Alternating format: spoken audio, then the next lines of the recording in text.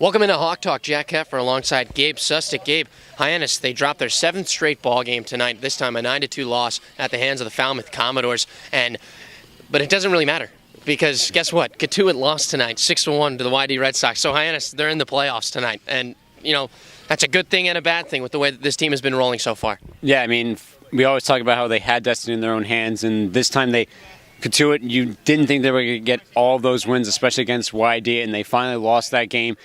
It's good for us because they make the playoffs, but at the same time, they've still struggled with getting runs across. And you know you're going to play this Falmouth team, a team that they've struggled against the entire season. They've only had one win against them.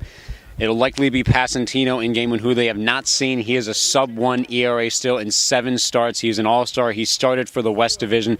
So you know the stats on this guy, but you haven't seen him. I think that's the biggest thing going to the first game. Gabe, in the series with Falmouth, Hyannis are 1-5, and they have not played well on the road, especially here at Gulf Fuller Field. They will come here on Friday for that first playoff game. What are the implications of kind of not having the home field advantage at all and playing a Falmouth team that has the pitching and has the hitting as well that they've gotten to this Hyannis Harbor Hawks pitching staff? And that's the biggest danger I think you look at it. Not only do they have Coutinho going, but they have a stacked lineup. You have Gigliotti, who's an all-star. You have Metajevic, who has turned it on once again in the final part of the regular season, and now he finally gets to do something in the playoffs as well after falling short with Arizona as well. So he gets an opportunity here.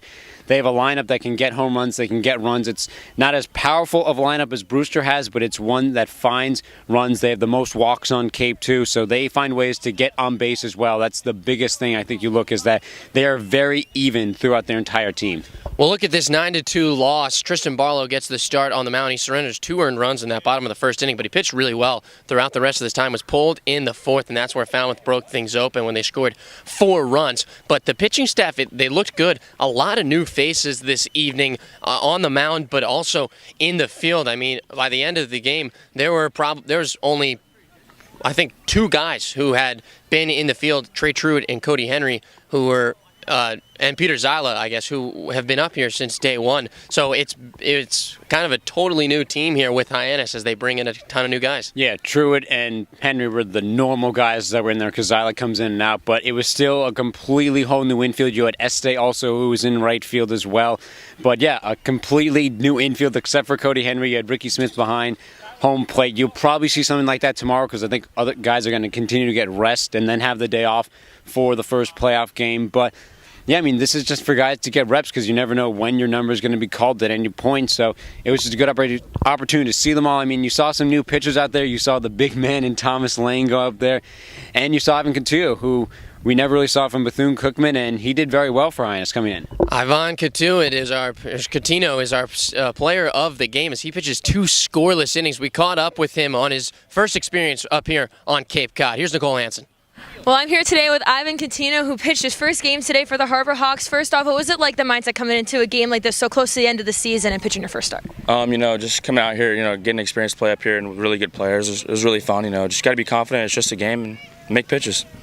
You pitched really well out there, speaking of which. What was really working for you out there on the mound? My pitch is a slider, and I had it going for a strike. And when I have that going, it's usually pretty fun for me. If I don't, I got to find something else to do. What's it like being able to perform on such a big stage with such a prestigious league and this level of competition?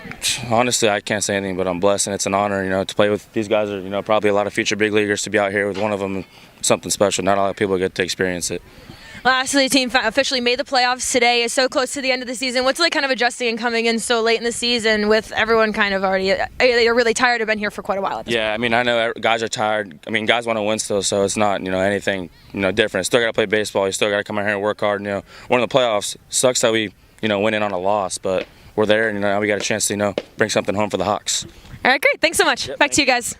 Thanks, Ivan. And Gabe, tomorrow, last game against YD, a home game, and Hyannis, they'll play one more game after that at home. It will be game 2 of the playoffs. But tomorrow, not really matters in the standings. You already have that playoff spot. They'll probably throw a lot of guys in the bullpen.